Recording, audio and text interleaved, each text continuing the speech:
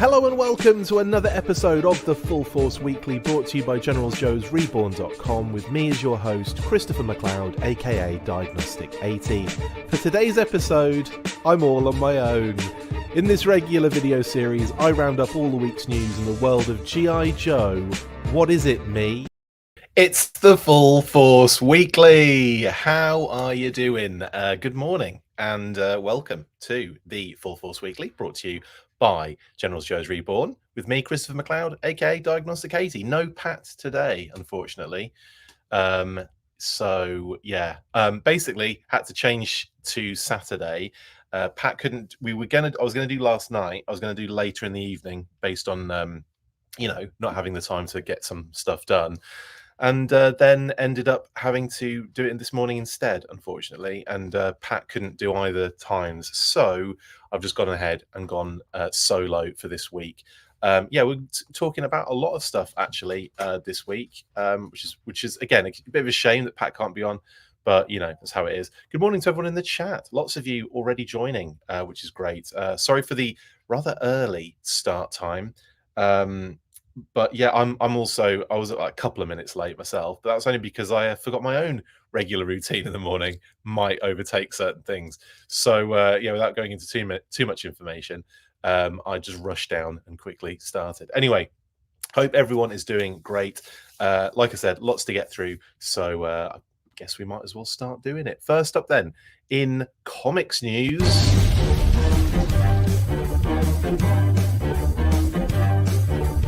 The comics have been really buzzing my berries recently, and even though we are only one issue deep with both Duke and Cobra Commander so far, new cover solicitations have revealed some interesting potential character introductions in later issues. Duke issue 5 will see the first sergeant taking on what is clearly a battle android trooper based on that massive claw, and even though this looks like the first interaction with the bats, we did see them briefly in the first issue at the Mars facility. Looks as though Duke will have a run-in with them in a much more significant manner by issue 5. As for Cobra Commander, it looks as though Nemesis Enforcer / Immortal is on the hunt for Chrome Dome in what looks like the swamp that we know he visits in issue 2 when the Dreadnoughts get introduced to the story. A preview for that issue is already doing the rounds, and we even get a look at the Thunder Machine. The Nemesis silhouette comes very close to the name-only classified series reveal we had on the last live event, which could mean we get a digital render for the next one in time to have a reveal in the comics. Very exciting stuff. Indeed. So yeah, a few little kind of things have popped up this week in the comics world. Obviously, we've seen lots of kind of cover solicitations. We've seen second printings for issue 1 of Cobra Commander, which we'll kind of get to in a second. But we'll start with the cover solicitation for Duke issue 5, which, like I said, kind of shows off the Battle Android Trooper claw. Pretty kind of iconic looking, silhouette there. Sorry, a lot of people have a lot of people have Figure Six Packers lost sleep for this show. Well, I appreciate that, and I'm very, very sorry we started so early. We'll be back to normal next week, no doubt. I do look tired, Paisan. I did get up a while ago, but I'm still. I always look like this now. It's just, that's it. That's what happens now with age. I didn't have time to do my makeup this morning, my show makeup, which I have to start wearing. Anyway, so like Duke cover issue 5 cover revealing the bat there, and like I said before in the video, we did see the bats very briefly in issue 1. I should also say there will be spoilers in the comics section today, so I apologize for not saying that first. Going forward, and especially in this little section, there are going to be a few spoilers for Cobra Commander. If you haven't read the preview for issue 2, I'm going to be talking about that a little bit. Also, what was the other thing I was going to say? There's a few covers actually as well. If you haven't read some of these issues and you want to wait, then just hold fire, because there's a few things I'm going to talk about as well in those, more so than was in that little video beforehand. So anyway, Duke issue 1, if you have read it, great. Let's talk Duke issue 1.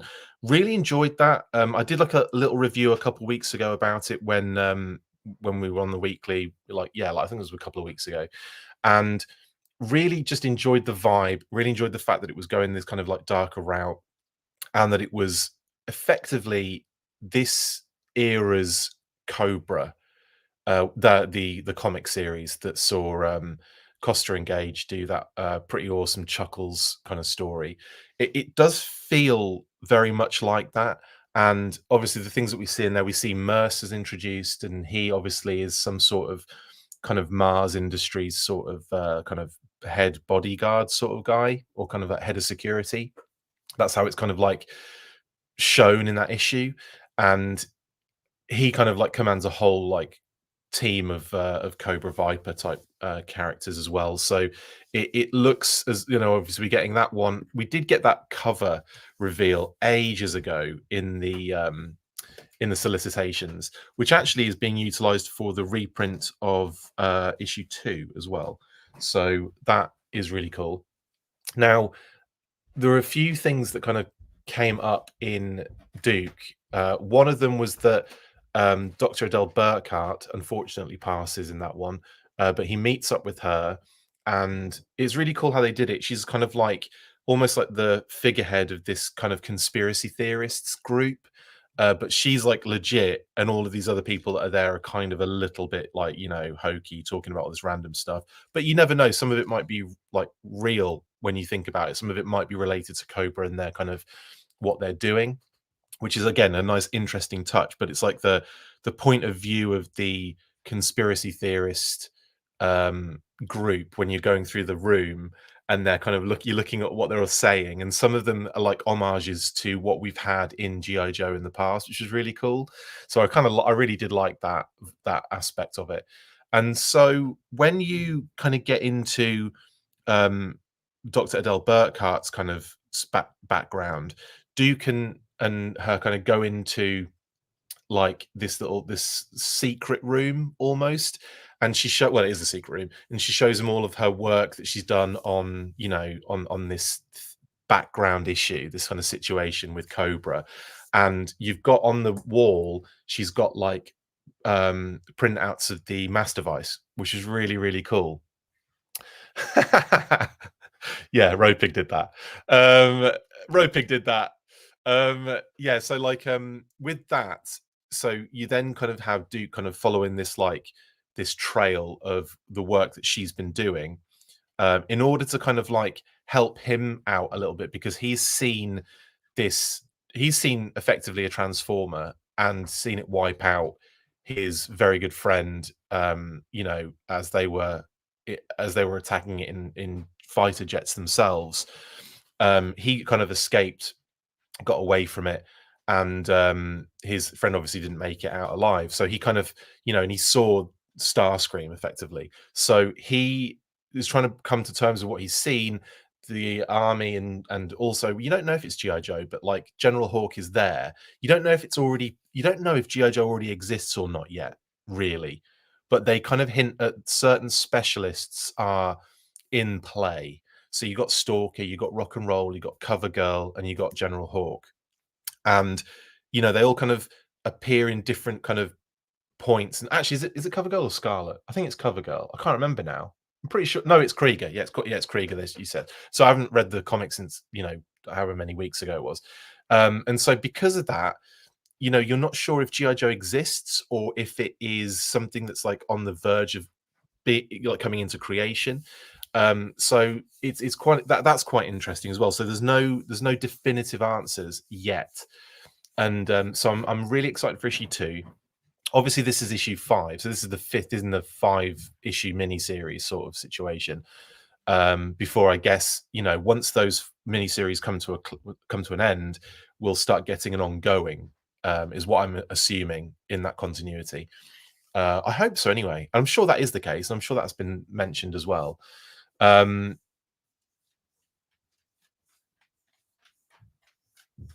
Ed says, "Got to say, the timeline is already a little suspect. It's only been a few hours since the Duke incident in Transformers, but in the Duke book, some time has passed."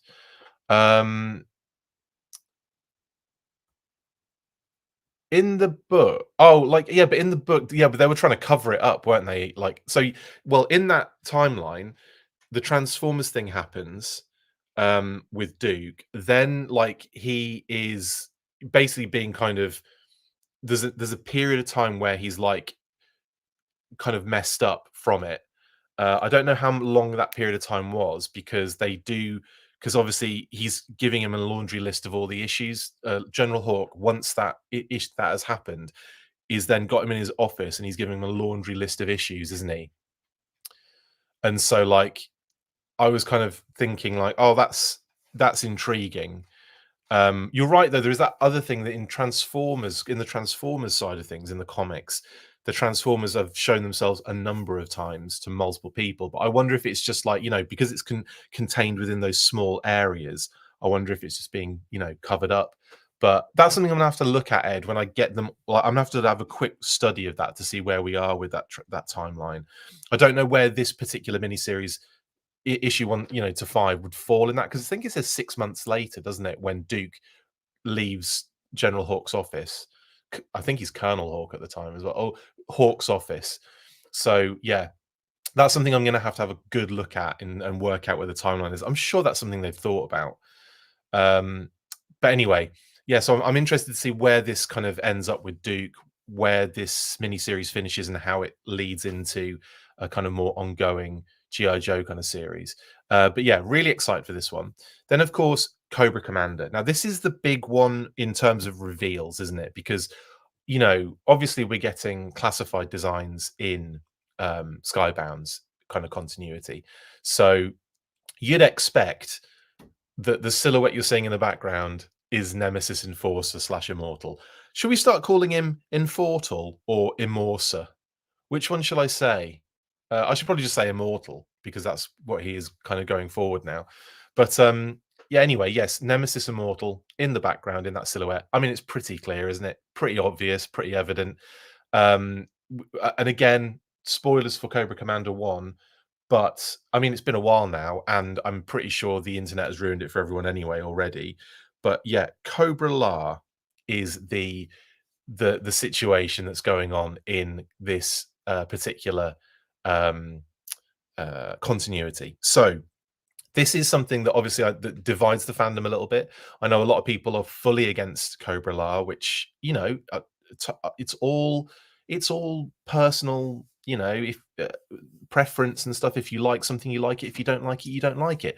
There's no changing that. There's no, but like I would say that I really like the angle they took with this. I really like the fact that we are getting Cobra La in it, and I'm really excited to see how it is being utilized in this universe, and how Cobra Commander is kind of being used, being like how he is coming out of this as well, and as a character. I mean, already sort of fully formed straight out of the gate, Cobra Commander. There's another slight.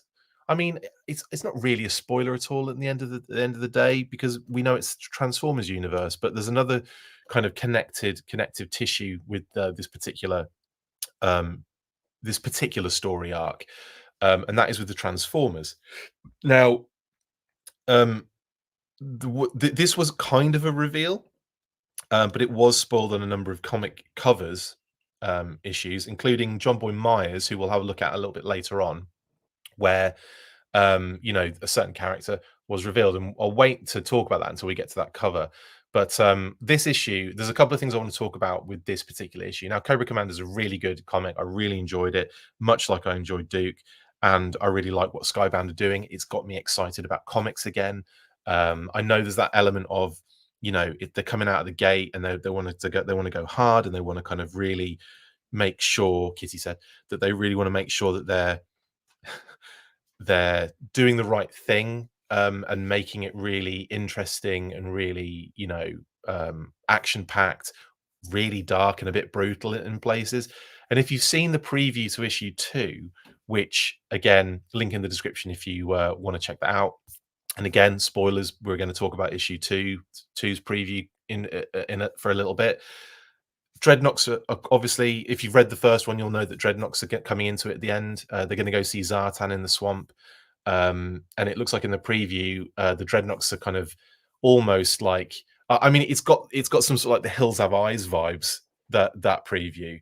There's like, some dark elements going on where they're effectively, trying to get information, I guess, out of out of people they've captured, and Buzzer basically uses his chainsaw on one of the captors to make the other one talk. It's brutal. So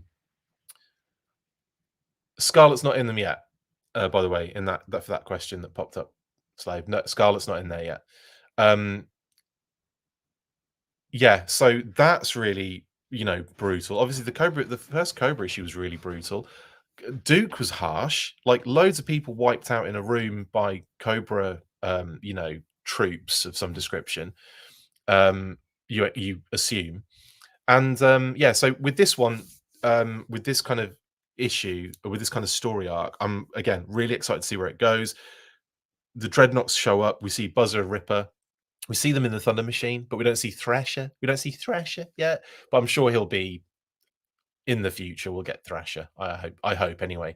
But it's quite again interesting what they're doing to incorporate those elements into the series. And also, if this is effectively, if we are looking at classified designs, are we looking at kind of like future classified releases as well? Like, are we looking at, that Cobra Commander with the hat, sort of like old Snake vibe? Are we looking at that release at some point with the jacket, the disguise? That would be freaking awesome.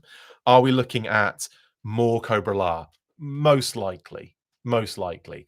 Are we looking at do we see the design? Well, the design, I say the design, it is a pretty standard look that they've gone with Globulus and Pythona in that first issue. So, are we looking at those two coming into line? I imagine so. If we get a Nemesis Immortal, what I do like though is the fact they've silhouetted Nemesis Immortal, because that does insinuate that they want to maybe reveal Nemesis Immortal before issue 4 comes along, or maybe even before that, maybe even before issue 2 or issue 3. It could be that we see Nemesis Immortal long before this issue, and it could be I might like okay. So in Cobra issue 1, there is a part in the story where right at the end, where Cobra has left Cobra La and he's heading towards Zartan's swamp thing, right? And he's with someone. That someone he refers to as a grunt, not Grunt. But there was a thought of maybe, oh, is that is that Robert Graves? Is that what we're looking at here? No, I don't think so. I think he was just using it as a term. You're just a grunt sort of thing. But he's been tasked with, making sure, going with Cobra Commander, protecting him, etc., etc., to make sure he gets to his destination unharmed and everything. I wonder, is that character in disguise Nemesis Immortal? I don't know what that means. Like, is he going to transport? Is it going to be like hulking out sort of thing? What is that going to look like? What is that going to be? Is that the case? And the other thing is, it could just be just a random Cobra La, jerk who's gone along with him to help him, and that he's just in, or one of the, like a person that they've hired to look after him, who is being told to just some lackey basically. But anyway, I wonder if that is Nemesis Immortal, and his name is Graves. Is it? From what, from where did you get that? Because it doesn't say that in any part of the issue, unless it's in some sort of is his name Graves? I don't recall seeing that in the issue. If it is, then it's Grunt, which is crazy, and that will just show you how he becomes a GI Joe, I guess. That's really interesting if that is him, because there's a lot of starting off with a few crossed things, isn't there? Like, we've got, the Baroness looks to be in some way, shape, or form with GI Joe on one of those early cover reveals. You've got Mercer, who obviously starts as a Viper in the real. Oh no, he isn't called Graves. Okay, good. Okay, for a second there, I thought it was, and I was like, oh, okay, maybe it is Grunt. But anyway, there's a lot of crossover going on. Yeah, he called him Grunt, not Graves. Absolutely, yeah. Sorry, just want to clear that up. At no point is he referred to as Graves in anything. So yeah, that is he's called a Grunt, not Grunt as a name. He calls him a Grunt. So anyway, cool. Just wanted to double check that that was the case. So anyway, looking forward to seeing what this reveal would look like. And I wonder if, like I said, we from the next live event, which has got to be soon, I'm assuming February the 1st, GI Joe Day, basically. And because of that, I'm wondering if they're going to reveal like a digital render for him, because they've done a name only reveal, and I wouldn't surprise me if they do a bunch of render reveals, and one of them is Nemesis Enforcer, Immortal. Um, Yeah. So that is really cool. And then maybe they'll do a reveal on this cover, because this cover is not final, as you can see. So I wonder if they've silhouetted that particular character out so that we can't see it until it's revealed. And that's my assumption as to what's going on there. Anyway, we also have, like I said, second printings for issue 1, which is amazing, isn't it? Like the fact that these comics are doing so well that they require second printings each time is just something that's making me very happy. Again, I feel like comics are making a really strong return with GI Joe, and that for me is like that's all that matters. Even if I wasn't reading these, just the fact that they're so popular early on is just really something really exciting.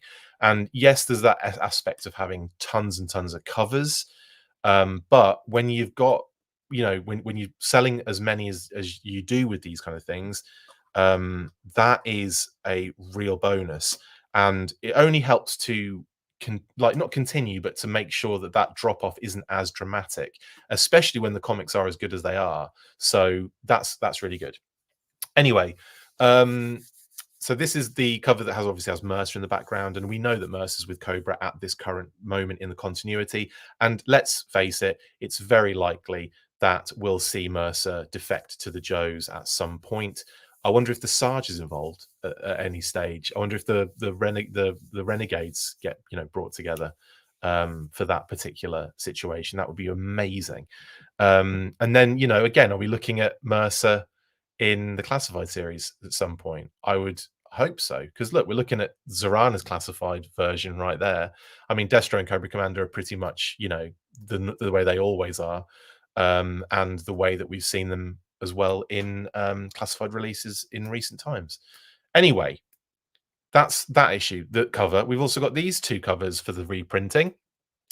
Again, one with Cobra on the front and one with Globulus. And of course, Globulus is, you've got the robe on, so it's covering a little bit of what he kind of looks like. And there's a few kind of like hidden aspects. Serana! You're right, Peppermint. I didn't say it right, did I? It's early, that's why. But again, I imagine that's very much Globulus as we know him, as we know him. So again, if we see Globulus, Pythona, Royal Guards, etc., I'm going to be really happy to see those in the classified series. Now, the final cover I want to look at, I think it's the final cover. Is it, or the more? There might be more. Is this one from John Boy Myers? Now, this is the one I was talking about that has that slight spoilery aspect, and that's that Cobra Commander has Megatron in his possession, shall we say, in Cobra La. And that's one of the reveals in the Cobra Commander first issue. Before he buggers off out into the real world, it is revealed that Megatron is kind of like locked up and kept hostage there. What's interesting is obviously they're in the Himalayas, aren't they, in Cobra La? So there's an interesting thing here where you've got an homage to how Megatron was found in the movies, in the live action movies, where he's in the ice, and then of course when they keep him hostage under the Hoover Dam, in the movie, there's almost that same kind of vibe going on here with how they're approaching this one. Megatron looks like a battle damaged Gundam. Yeah, he does, figure six pack, absolutely. Anyway, yeah, really, I don't know. I'm vibing for the comics at the moment. I'm really excited for what's to come, and yeah, I can't wait to see more. Now, I really want to do a sort of special episode soon with Mark and Mark and Tim, actually, if Tim's up for it, from Talking Joe. So that might be coming soon. I don't know when we can get availability sorted out, but I'd love to do that. Just to talk about the comics so far and how how we've enjoyed them. And you can check out Talking Joe as they break down all these new issues, of course, on their own channel. Yeah, go check them out. Okay, that is the comics. Right, let's move on then to a bit of Trick or Treat Studios news.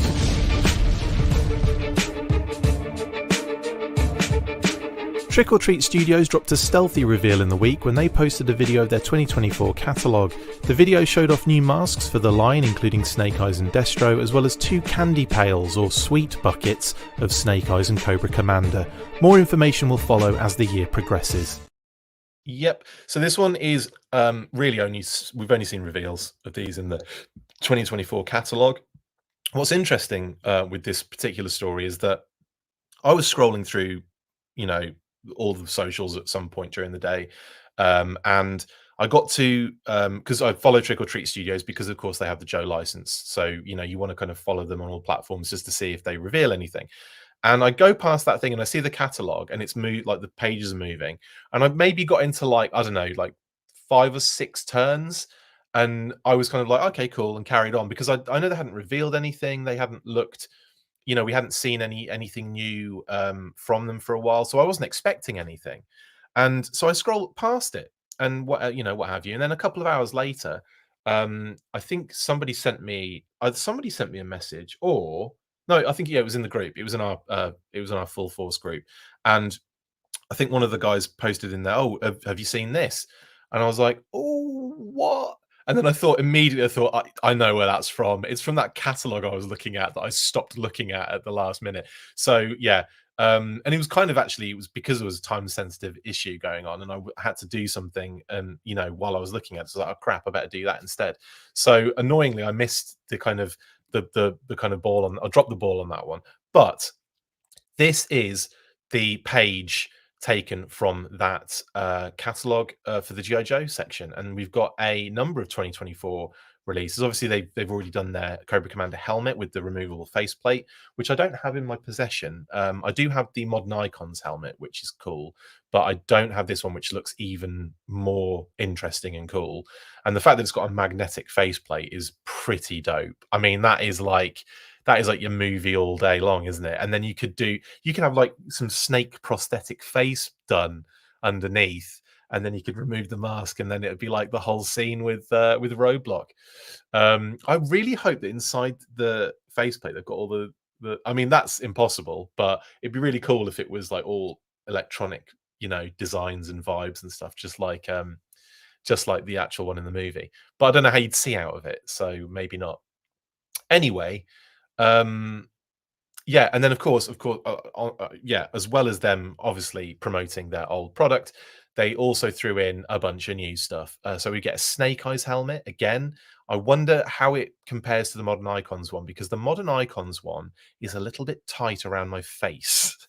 It kind of like it's kind of split on both sides, the Snake Eyes one, and it is like a hard helmet. It's not like, it should be a mask with a visor, with a hard visor, but obviously that doesn't translate well to actually having a mask. So it's kind of like hard, material, but it's got a split on both sides with elastic like strips, like big thick elastic strips, like decent ones, not just like like stuck on there sort of thing.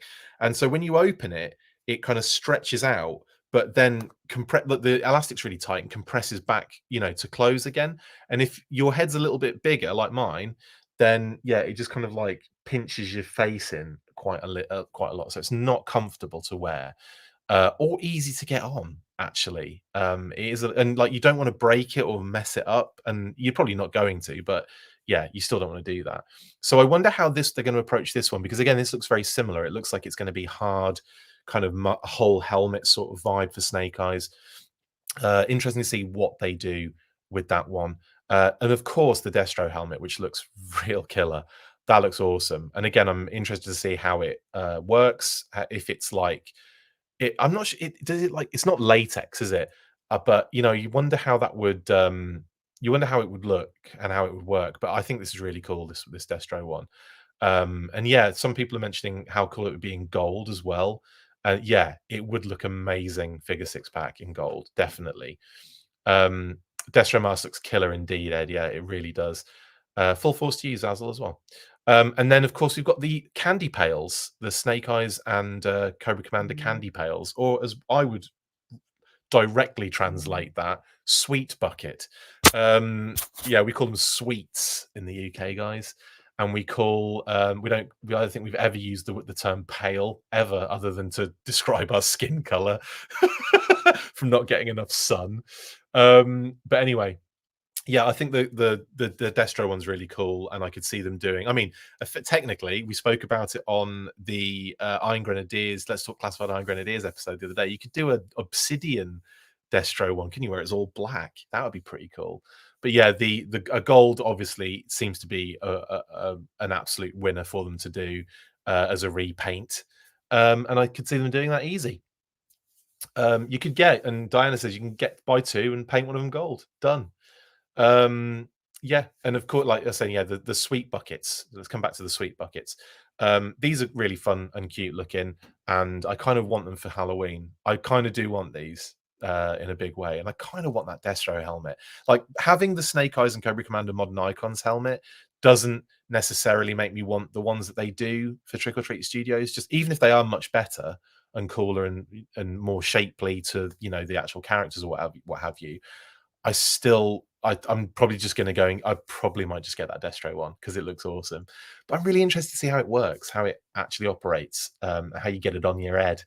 Anyway, that is Trick or Treat Studios. More information will obviously come as the year progresses, as I said in the video. So when we get more information on that, we will get stuck into it. But before we move on, what helmets do you want to see, guys, in the Trick or Treat Studios line? And and why is it Lightfoot?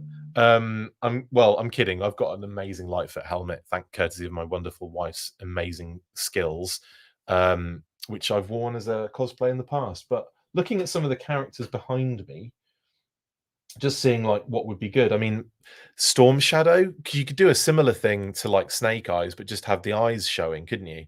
Viper, obviously. There you go. That makes more sense. Ed, Viper would be a good one. Do you know what would be Darklon? That's a good one, Diana. Do you know what would be a really good one that I just thought of? Alley Viper with the plate that comes down. How sweet would that be? Oh, in fact, I want to make an Alley Viper helmet that has a little miniature, like almost like screen inside that then has a camera on the front so that you can actually see out of it. That'd be sick. Range Viper. Yes. Yes. Yes. Yes, Azel. Airtight, says Diana. Actually, that would be a really good one. That would be a really good one. Any of those that are kind of like full on barbecue would be cool, wouldn't it? Oh my god! Because that's the thing. It's like these companies very rarely get over the core character hump to get into the really interesting stuff. And it's understandable to some degree. Bat is a good one, yeah. Yeah, Bat's a great one. Sith Viper and Slave, yeah, absolutely. Yeah, I don't know. There's so many with GI Joe, but like I said, they very rarely get over that hump, do they? In order to kind of get to some of the really really cool ones. But yeah, there's some great options right there. I mean, just a trooper, just having like the helmet and the kind of mask would be really good. Big boa, Mark. Yes, I'm with you on that one. Space Force lid. That would be that is a long shot, peppermint oil capsule. But yeah, any of the Space Force team would be freaking mental. Tripwire would be cool. Crimson Guard, of course. Destro 77. Yes, of course. Crimson Guard. That makes a hell of a lot of sense. And a Python one repaint as well. Anyway, yeah. I mean, there's loads to choose from. Televipers. Oh, Televipers, guys. Come on. And then you can have the little readouts. Oh, it'd be so good. So good. Shout out to Ryan Meltzer, of course. Shout out to you and Molly, my good friends. And yeah. Yeah, okay. That'll do. That's some good options there. Grunt's helmet would be good. Just as a helmet would be good, wouldn't it, Sith Viper? That'd be really cool.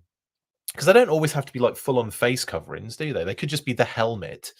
That would be great. I'd love a Tiger Force Roadblock one myself, personally. Lols. I know I would, though. I'd think it would be great. Anyway, yeah, Heat Viper, Ryan. Oh, yes. Yes. High explosive something tank in it. I can't remember what it is now. High explosive attack something. High explosive. What is it? I can't remember the acronym for Heat Viper. Massive fail. Do you know, for the longest time, I thought Heat Vipers were flamethrower troopers. Completely missed the boat on the fact that anti-tank. Thank you. Completely missed the boat on the fact that they had actual like, you know, rockets on their ankles.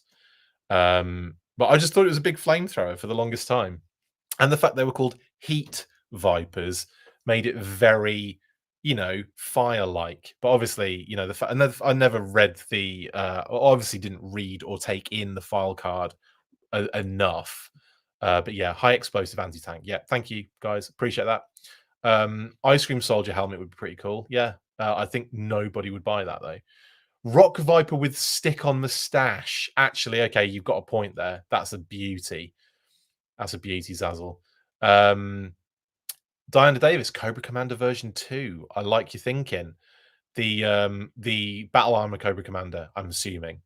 Because I think that's version 2 right there, technically. But yeah, absolutely. The battle armor would be so good. So good. Anyway, okay, that's enough helmets, but appreciate that, guys.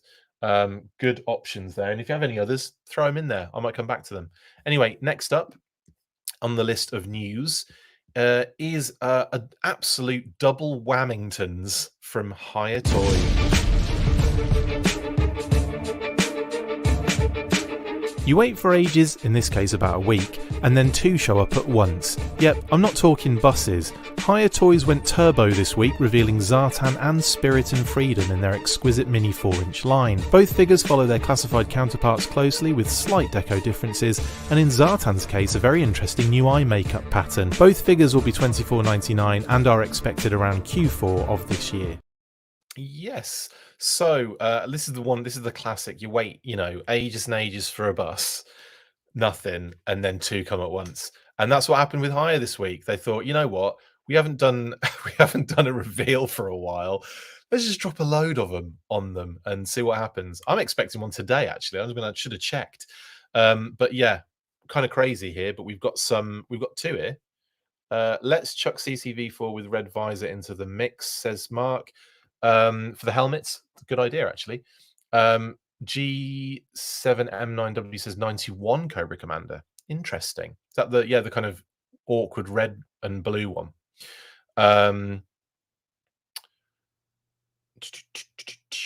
Looking a bit raptor there, like there, Zartan, says Azul. Yes, let's talk about that. Let's talk about that, because obviously I did a news burst a couple of days ago where I talked about Zartan. So we'll keep this a little bit brief. But yeah, what I kind of determined on this particular release was that it's pretty much your classified, with ever so slight deco differences. There's that slight kind of lighter coloration on the armor, on the shoulder pads and on the chest armor.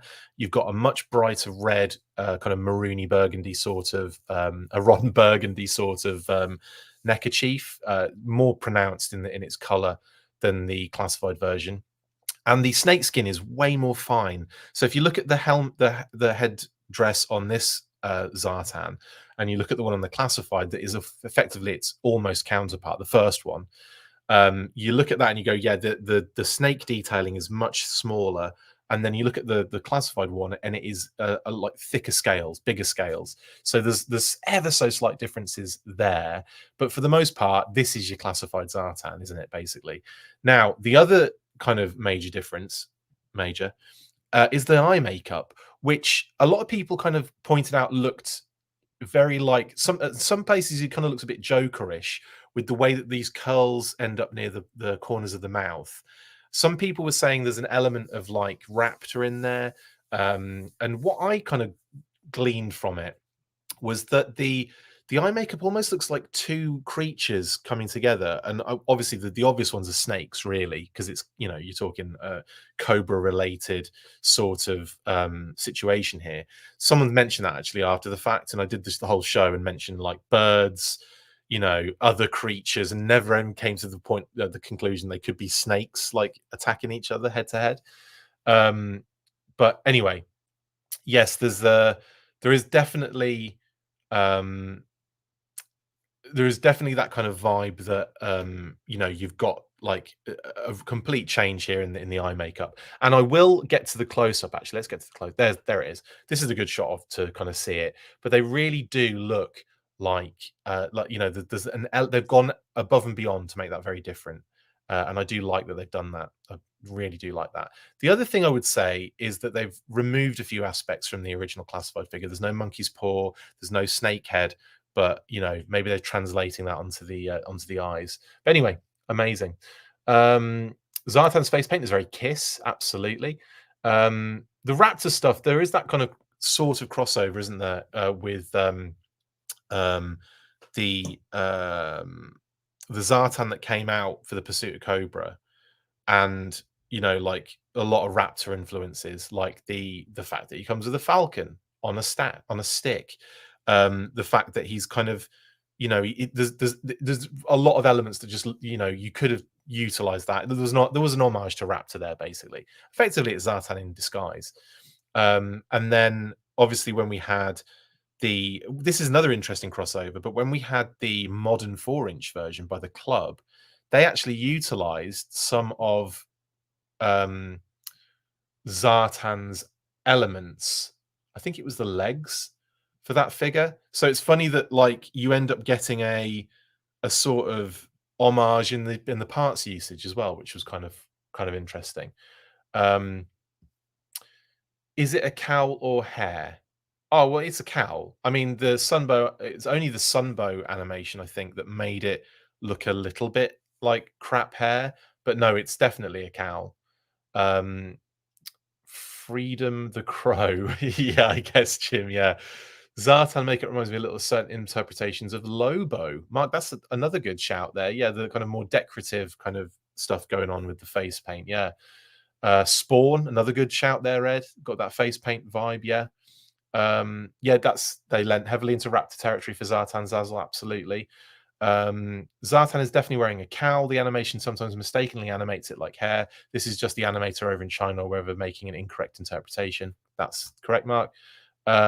It's country western Alice Cooperish to me. Damn, Diana, yeah, that's a good shout. Can definitely see the cobra heads in the makeup pattern, says Dan. Stars 1. Yes, I that's what I'm. Yeah, it does look that way, doesn't it? It looks like two kind of like cobras or two snakes of some description going at each other. Yeah, cool.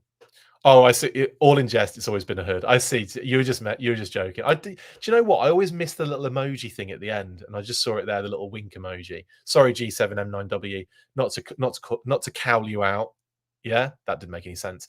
Right then, next we've got obviously his loadout. So again, in terms of like Zartan's gear, he's got effectively pretty much everything the classified version has, minus those little bits on the belt. Obviously, the little monkey's paw and the snake head.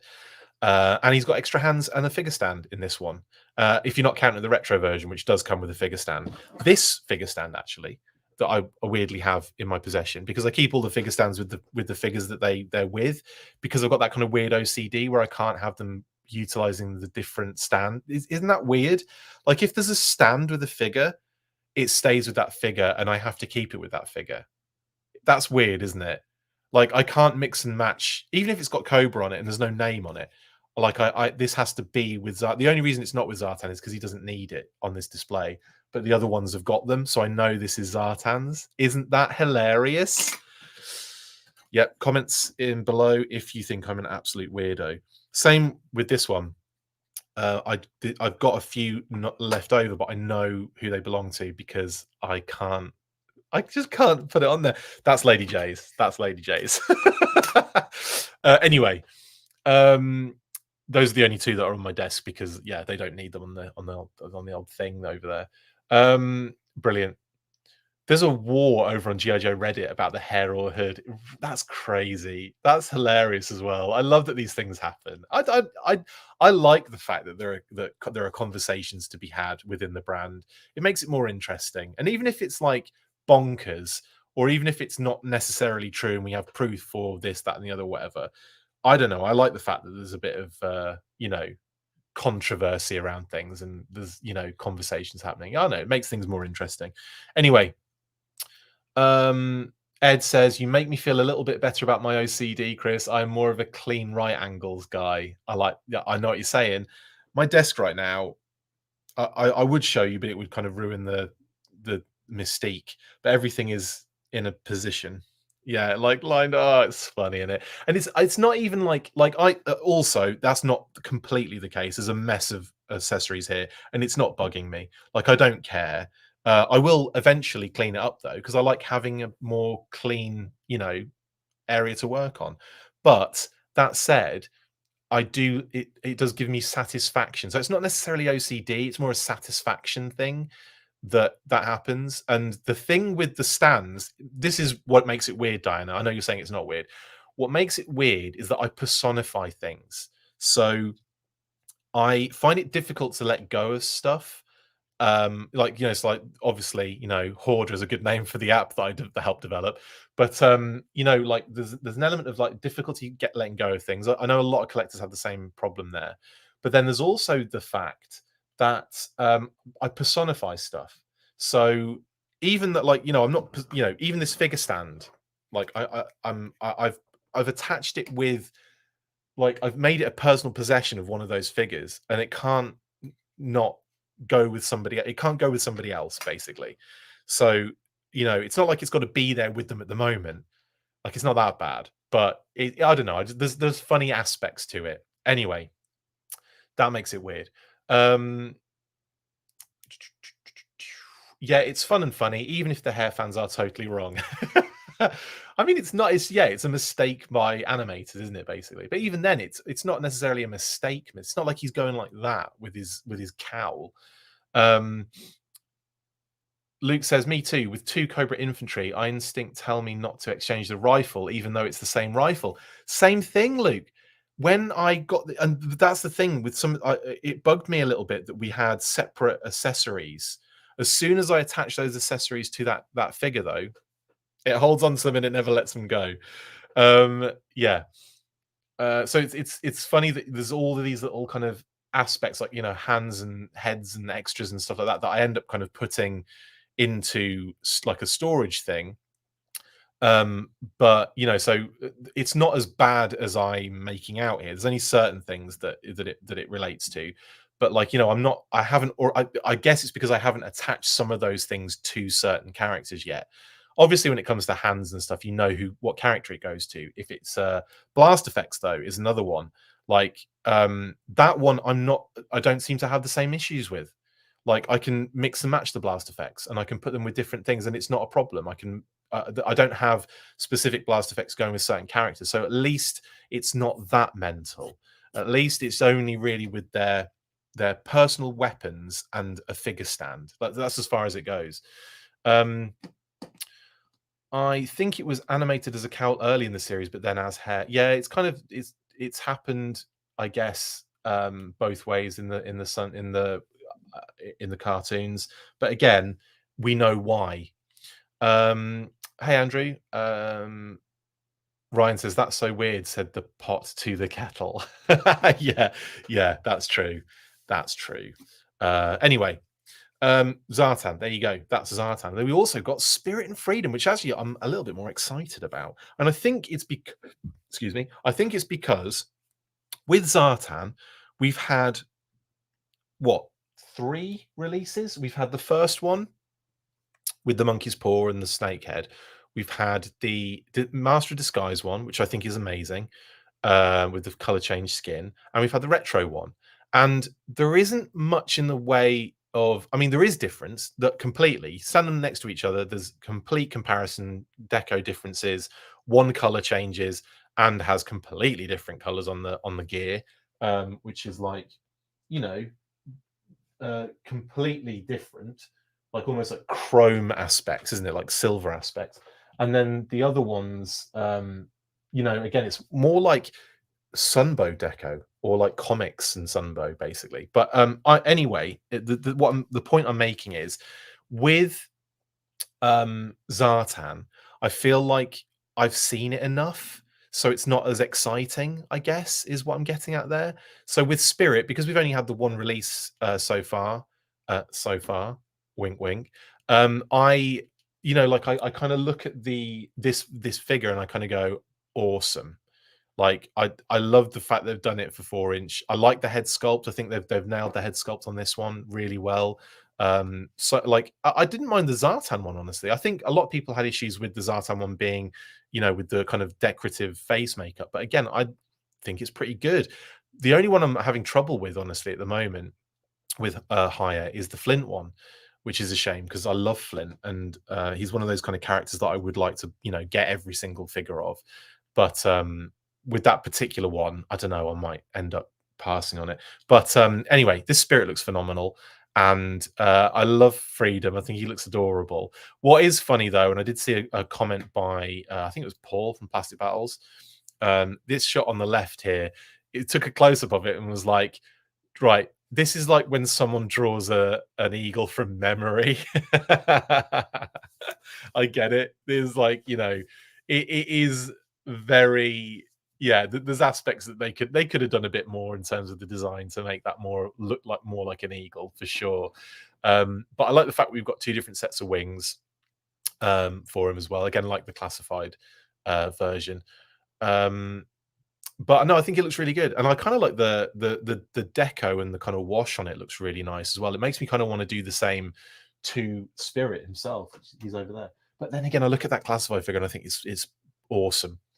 I love that figure. I love that figure in an Animal Companion.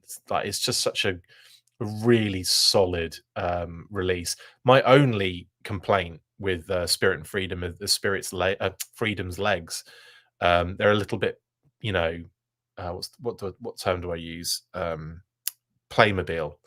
It does feel a little bit like that. You know, the kind of like very um rudimentary, but kind of like I don't know, very early one point of articulation kind of hip stuff. Where they could have done a ball joint there, I think.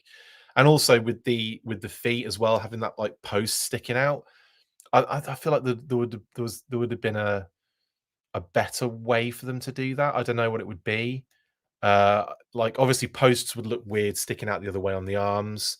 But some sort of like I don't know what they could have done honestly, but it may be a little bit less post because it is a little bit kind of excessive. But anyway, love this version from Hiya Toys. And again, not much difference in terms of the deco. It's just like you got this kind of like heavy kind of wash on it, basically, which looks really good. Magnets, yeah, magnets is an awkward one though. G7 because G7M9W because um, the it like for one, it's not cheap and it's really finicky to get right. I know that like some companies have tried to utilize magnets in heads for like hats and stuff like that. And it's one of those things where unfortunately, if it's not done, if you're not doing it exactly right, it can mess up. And you know, the hat can move around and it can like not work properly. You lose a lot of you lose a lot of power with magnets when you've got like them under stuff. So if there's something in the way, the magnets aren't as strong. So you'd have to use really strong magnets. And then there's a safety issue with that. There's a safety standard issue with that. And even on figures that aren't, you know, for kids, there's a lot of aspects there that make it very awkward, very difficult, and very, you know. That said, I think there's possibly a way around some of those things that could work. But again, like you'd probably have to make Freedom's lower legs metal or something. Do you know what I mean? Anyway, enough of that. But yeah, good point. And I just wanted to make sure that we, you know, talk that through. Possibly the best classified Joe and looks just as amazing from Hiya. Yeah, I have to agree. I love Spirit. I think Spirit's great. Blast effects or Das effects? Figure six pack. Yeah, Das effects all day long. Flinthead is not great. True. It's Diana. Spirit uses a bandana to keep his cowl in place. Says peppermint oil capsule. Genius.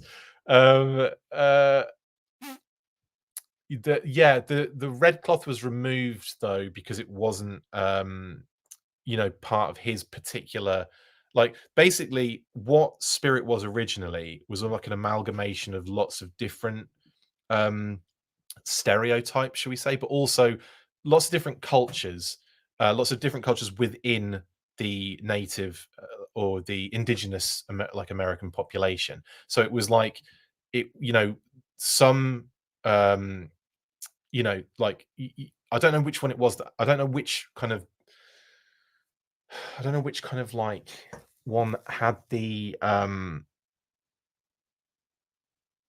of red cloth situation. I'd have to like again. I don't know I don't know the ins and outs of it. I just know that they effectively the reason for losing some of that stuff was one, harmful stereotypes, but two, it was a mix and match of lots of different cultures rather than just what Spirit would be.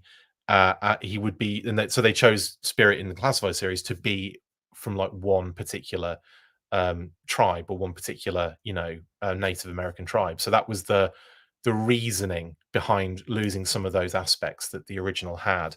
And I think they went the right way with it. I think that you have to do it in a way that respects and also, pays homage, but also, is respectful. And I think that's what they ended up doing. And they did it the right way with the classified figure. So that it's just effectively doing it, the same with Hiya Toys as well. And I'm glad they did that. It kind of needed, I think it needed to be done in some way, shape, or form. Anyway, yeah, so that's that. Then we get the studio shots. Again, looks phenomenal. I do. I've got to say, I think this is my favorite one so far of the Hiya Toys releases. Just looks really good. And like it's opening. I mean, man, the graphic for how many figures they've released so far now is huge. They're almost like what's the word? Like catching up. They're almost reaching like classified levels of figure reveals, aren't they? It's like it's getting crazy.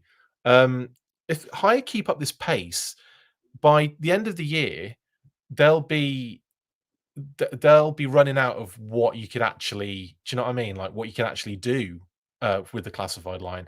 And of course, like we've seen them add their own like little flourishes here, there, and everywhere with these. So I don't know. I feel like it's just getting. It's I don't know. It's getting really interesting to see where they go with it. Obviously, the first one we saw that had that kind of their own little kind of touch was the Tiger Force Flint. But then we also saw, what was it that we saw recently that had, because obviously what they're doing is they're utilize a lot of the cases they're utilizing the back of the art, like from the old classified figures where there'd be slightly different decos on them. Like Beachhead's got that kind of different deco points on him. You've got that with a bunch of the other releases. I can't think of any off the top of my head because there's so many already. Obviously, we've got the Storm Shadow from the website version, which is amazing with the Yakuza tattoo. That was like really cool. They brought that to life. Baroness has got the purple in her hair. And some other little aspects that was interesting. They didn't go with the gold that was on the card back as well, but they did go with the purple. Interesting. But like this is what I'm saying, like they're doing certain things and they're adding their own flourishes to it. Like I said, that Tiger Force Flint was completely their own deco design. Zartan's eye makeup that we've seen. There's another one recently. What was the one that came out recently that had something of their own? Oh, the Trooper. The Cobra Trooper was like so different, like completely different to the classified. Same vibe, but there was so many different like design cues they went with that were completely different. So that was really cool. Anyway, yeah. So yeah. That would be a great graphic to see all of the higher releases. Yeah, Mark, I did one about a couple of months back, and it's already like it was one of those ones where it's like really thin, like they're all like in each little section, but it was like really thin slots because it was like 11 of them at the time. Now there are so many. It's going to have to be like I don't know. I'm going to have to do something like that. I'm going to have to do a graphic of them all somehow. But yeah, it's pretty impressive. Hire have done a pretty good job of churning these out. They really have. Um, I still say the Hearts and Minds interpretation of Spirit is the best ever done for him, says Michael Jean Fleming. Yeah, Hearts and Minds. I really that was a really interesting comic series. I really enjoyed it actually.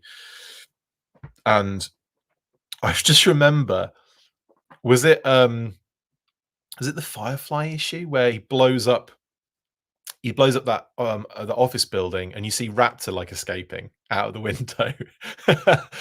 But no, yeah, Hearts and Minds was really good. I really enjoyed that one. That series. It was really, really good. Yeah. I can't remember what Spirit was like in that though. I'm gonna have to go back and look at it. Ray Murphy, hello Ray. Spirit looks so great as he was possibly one of the first figures that was part of the classified design course correction, dropped the shin armor, etc., and was closer to his original look. Yeah, he was kind of like in that period, wasn't he, where they were really changing direction. But this one, they did a lot more with this one as well. You have to say, like, I think one of the reasons the design was slightly different to the classified update was because they were kind of doing it with people of indigenous backgrounds behind them, and like working with indigenous Americans to kind of like get to this design almost. Do you know what I mean? But you're right though, Ray. I think there was an element of they were kind of like changing direction with what they were doing design wise at that time. Definitely. Good morning, Kickley. We'll be talking about you later. Did I put all your images in? I'm thinking. Yes, I did. We'll be talking about you later, mate, in the shout out. So stick around if you want to hear absolute high praise. Kickley, everybody. Shout out to Kickley. He's been doing phenomenal work with G.I. Joe sketches and drawings and all sorts. Just drawings. When I say drawings, it makes it sound so much less than it actually is. What you've done is phenomenal. Paintings, or I don't even know, just pieces of art, shall we say. Kickley's art has been phenomenal. Mark says, with Spirit, it feels like they're moving on to the next classified wave a bit. Who else was in that wave? Crocmaster? Ooh, that would... Well, there's one that you could definitely do. Yeah, absolutely. And again, it's not like Crocmaster varies completely from his vintage version. It's very similar. But yeah, you're right. They could definitely go to town on a Crocmaster with Fiona. That would be amazing. Yeah, would that be the first one with the big animal? This is the first animal companion, right? That's something I haven't mentioned yet. I believe this is this the first animal? Have we had Timber? I don't think we've had Timber. Guys, correct me if I'm wrong. Is this the first animal companion? I think it is. Spirit is the first AC. I believe anyway. I can't think of any higher animals yet. No one's saying anything. So maybe it's a delay, or maybe you're just thinking yourselves. Anyway, go do the research for me and then let me know. But I think this is the first animal companion. Yeah, I think it is. Brilliant. So with that, yeah, this could open the door then, couldn't it? That's like something I didn't even dawn on me. It's the first animal companion they've done. So with those are not off the table. So it looks like, we might be getting the wolves and the dogs and the crocs and the I don't know, the parrots, whatever might come next. That'd be cool. They could easily do Shipwreck in the same way he's been done in the classified series, because again, kind of covers both, the vintage vibe design, but then also just effectively doing, you know, hitting two birds with one stone, to pardon the pun. What about Snake Eyes? He didn't have Timberlake. No, you don't think he had Timber? I don't think we've seen Timber yet. I really don't think we've seen Timber. Anyway, there's your Spirit on his standing up on his own with nothing going on but the rent. Pistol. He's got some gear. Let's have a look at his gear. Obviously, Freedom. And then Freedom has spare wings. You've got a spare set of hands as well for Spirit. I'm expecting 2 C grips and 2 fists then in that case, because it looks like one of them is a closed fist. Then he's obviously got his backpack with the posts on it. He's got his kind of like rifle, and he's got his knife. He's got 2 knives. That's great. And he's got his pistol and the Dio stand as well. So effectively, your loadout for figure man in the classified series, which is great. Yeah, love it. Wilfredo says, I hate the size of these high figures, but they look amazing. Well, the beauty part is, Wilfredo, we already have them in the size that you like. Do you know what I'm saying? It's like, this is just a nice little bonus for any 4-inch collectors, isn't it? But no, they do look good though. I've got to admit with on that one, there's a nice, I like what they do with the decos on these. I really do. But yeah. Oh, was that a typo? I thought you were just being silly, Figure Six Pack, about Timberlake being timber. Johnny B4 says, sorry if this has been discussed already, not been into hire, but are vehicles in their future? We don't know, actually, Johnny. I mean, there's nothing to say that's not the case. I guess we don't know how well they're doing so far with the figures they've released already. And what's funny is they've far surpassed what is available in terms of reveals. We've got, like, I don't know how many we're into now. It's got to be 20 something, isn't it? And we've only had Snake Eyes, Storm Shadow. Is that it? We haven't had Cobra Commander yet, have we? We might have had a couple of others, but I can't recall off the top of my head if I've seen any others. Anyway, anywho, yeah, we don't know, Johnny, is the answer to that. Peppermint Oil Capture says, this angle looks like he's wearing clown shoes. They do have rather large feet, the Hiya Toys figures. Maybe it helps them balance a little bit. But anyway, that is Spirit and Zartan from the Hiya Toys line. We've got a bit more news to talk about before we close up for the day. And that is in classified news. So let's get stuck into that, shall we?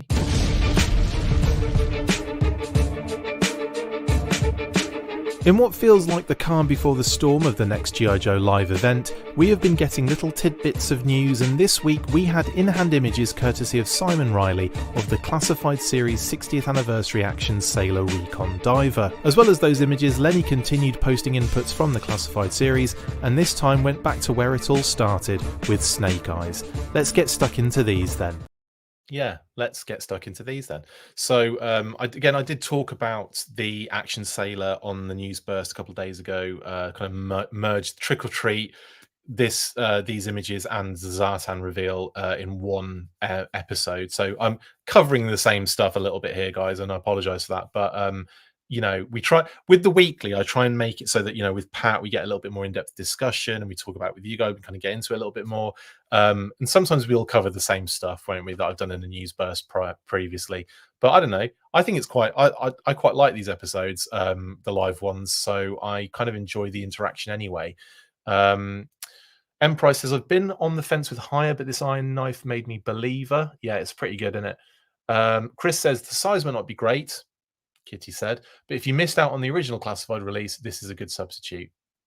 Good point, actually, Chris. Oh, well, yeah, you got a good point there, actually. Luke says, random question. Can you explain the Band-Aid reference on Helix wrist? It seems like nobody knows. Thanks. Luke, yeah, it was included on the original design way back in, like, in fact, read there might be something in the Helix one-shot issue that came out in like around the same time, like 2009, that came out with the Rise of Cobra computer game, where she's seen in the Rise of Cobra computer game, but it's on the original design. She had a little Band-Aid, and that stuck. Pardon the pun. That was definitely, don't pardon the pun. That was it. That was on purpose. That kind of stuck with her throughout those kind of releases, and the fact that it's on the classified figure is something that makes me go, that's so awesome. But yeah, it was just effectively added. It was on the original design for Helix. There's also, like, there are original input designs for Helix for the computer game knocking about. We've posted them in the past, and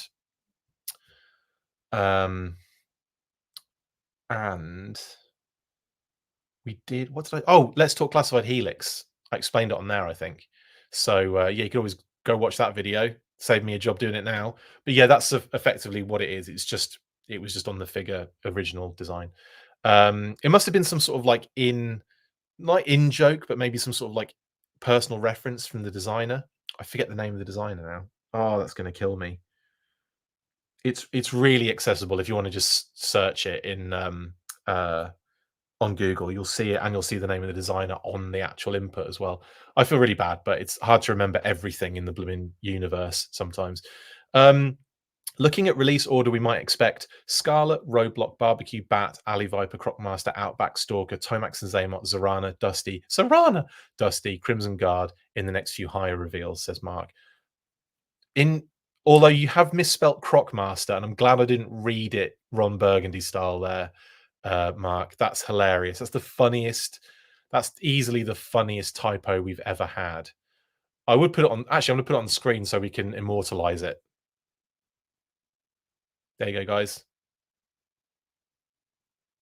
Croc Master. Amazing stuff. William says these are basically unattainable in the EU, unfortunately. Talking about the higher stuff still, yeah. That sucks, Will. It really does, mate. Good to see you in the chat though. There is a site, there's a few sites. Robot Kingdom is one. Was it like Cool Toys Club? I think is the other one, is the second one. You can get them on there. They deliver to the EU, I'm pretty sure, and they're not as killer on the shipping. So try those two out. There might be possible options for you. Cool Toys Club and Robot Kingdom. Try them. There's others as well, actually. There's another one, but the shipping's a bit higher. But Cool Toys Club is definitely a good option for you for the higher figs. Super Science says, I want a camo repaint for Snake Eyes, the Operation Blackout concept art one. Oh yeah, that's a throwback. Yes, yes. I want to get that game going again, just so I can see that concept art section. That was a nice little touch, actually, on the game to have all those the music on there, like as a little vinyl record playing, was really fun. And then obviously all of the other extras were great as well. The game was fun initially, but it definitely had a shelf life. Like it really did. Like I didn't want to go back and play it again necessarily. Once I completed it, like I was done with that. So I'm really hoping for big things in the new Snake Eyes game, which again, we haven't even talked about the classified updates yet. I'm talking about everything else at the moment. As soon as we get more information about the obviously there's a couple of computer games. We need to find out where from Kerry when Wrath of Cobra drops, because that's supposed to be, well, it's Q1 and we're still in Q1, but I think he wanted it to be in January, so I'm gonna have to chase him up and see where they are with that. And then the other one is obviously the Snake Eyes AAA game, which as soon as we get more information about that, I'm going to be all over. But I'm going to try and reach out to speak to people on the actual AAA game, because I think that would be a really interesting conversation with some of the people that are working on it at the moment. And yeah, they're not going to be able to tell you everything about it, but they'll be able to talk about it in more detail than we've seen so far, I think. You think they do a higher Duke soon? I do think so, Doomed. Yeah, I think that would be something that it's almost an inevitability. And at like 1,000 figures in, you definitely expect it at some point. It could have been worse, Mark. You could have added the extra letter that was missing. I forgot Duke from the list. Amazing. We have not had a Duke yet from Hiya. It's crazy. Yeah, no worries, Will. No worries, mate. Try and check out Cool Toys Club. They're all pre-orders at the moment, so you might be waiting a while, but it might be the best option we have at this current moment in time, other than getting fleeced on the aftermarket or paying crazy shipping. Yes, Dan Stars one, indeed. You've used the emoji for that Crocmaster error. Diana says, seeing Spirit, I've more hope for a good higher Duke. I don't want to see one with a Flint-like face. Totally. Figure Six Pack says, anyone asked the Hasbro design team about releasing sci-fi from the video game? I'm going to ask them next time I speak to them. Actually, you're right there, Figure Six Pack. We'll talk about that. We'll talk about is the likelihood of any retrospective kind of releases in the future. Also, let's talk about the classified things. Obviously, we're talking about the retro, the 60th Action Sailor Recon Diver, Retro Diver. So thanks to Simon Riley for these images. Again, we get some good shots of the close-ups of the face sculpts through the packaging here. Obviously, that kind of torpedo rifle, and I really like the secondary on this one. I really dig that. I think it really separates the recon diver from the from the torpedo release to a massive degree, and all of the options and the different things it comes with. It's so awesome.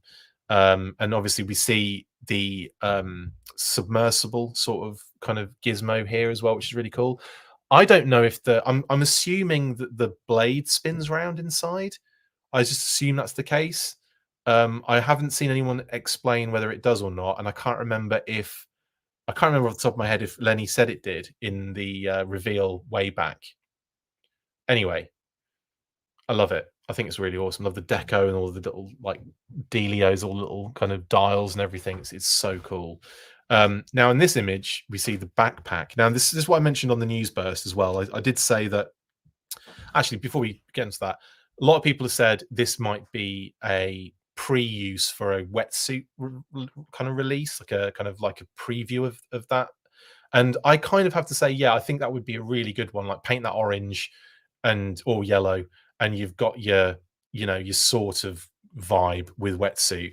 But I kind of get the feeling they might try and do more retro based accessories with a wetsuit figure. But if I mean, why maybe for a retro release? So maybe they might do that. Maybe you get the classified version comes with this, and then the retro classified comes with like your more standard kind of fare. Because the thing the thing wetsuit had has fins. It's kind of flatter. Has two what look like blooming flashlights, torches on the end, and has a handle on it. And it's kind of like and then he's got his massive like halogen light lamp in his hand, and he's got his apparatus and breathing stuff. So it does spin. Brilliant. Thanks, Wilfredo. I'm really then that makes me more excited for this. But yeah, I could see that coming with a wetsuit 100%. Kitty said. Yeah, there's a lot of gear, Diana, with this. A lot of gear. The extra noggin from the action diver might be used for a Fumbles custom. That's genius. Figure 6-pack. I like that idea. Mark says, for existing characters, Classified hasn't deviated much from the classic look lately, but with Tripwire, they let you have a new and old version at the same time. Maybe they could take a similar approach to sci-fi, traditional, and alt designs in one box. That's a great idea, Mark, and I think it's something that would be welcome one for a lot of people to have both options in like a deluxe sci-fi would be phenomenal, wouldn't it?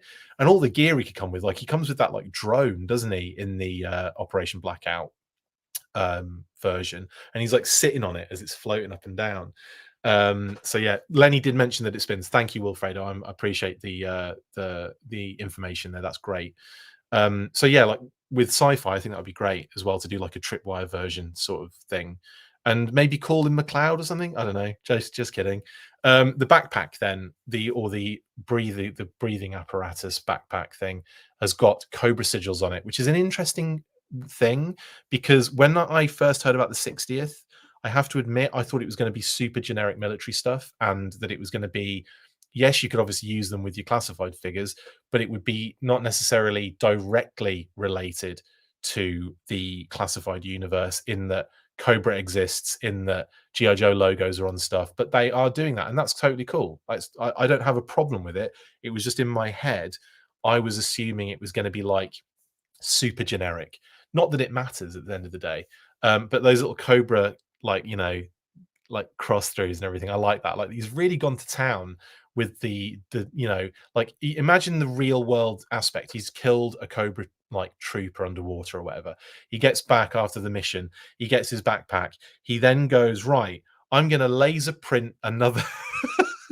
I'm going to take this to the laser printer, and I'm going to get into a laser engrave another one of those in the exact spot that it needs to be in line with the others. It's like, yeah, it's like those. I found out recently that in certain college football teams have stickers that go on their helmet when they achieve certain things. Is it Michigan State and Ohio? Is it? There's I can't remember which teams it is. There's a couple that are famous for it, and the position they put stickers on their helmet when they like achieve something.